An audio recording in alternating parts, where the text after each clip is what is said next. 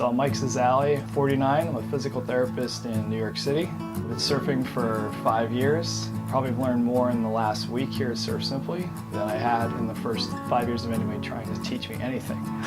So it's been quite a leap forward in this first week.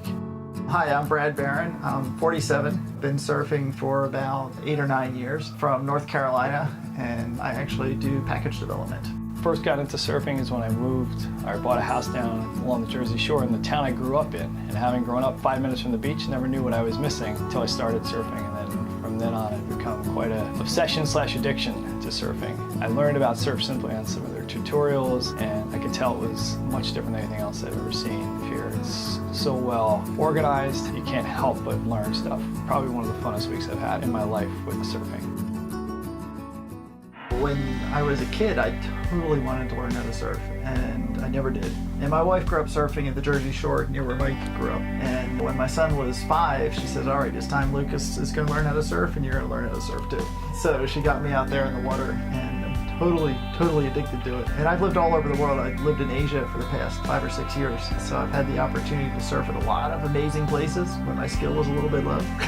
So it was good to come here and actually learn how to do the things that just kind of happen accidentally sometimes when I'm lucky.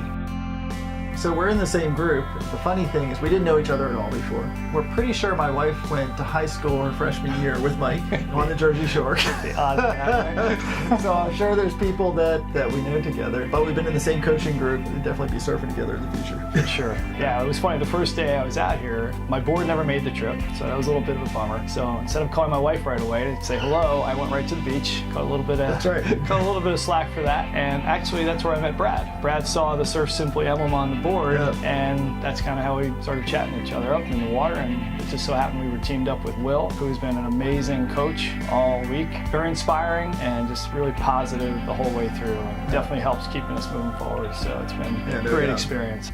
The week before, I was looking at the swell forecast and just like crying because I was seeing it was like no waves, no waves, no waves. But it ended up being really good, and what I really liked about it, because I don't get to surf every day, they were great because they were nice and smooth and glassy. You could paddle out 10, 5, maybe 15 minutes between big sets, which frankly were good because it gave me a bit of a rest. You know, some of the sessions were fantastic. We were able to learn a ton. Some of them, you know, struggled a little bit, but every time you're out in the water, it's a good thing.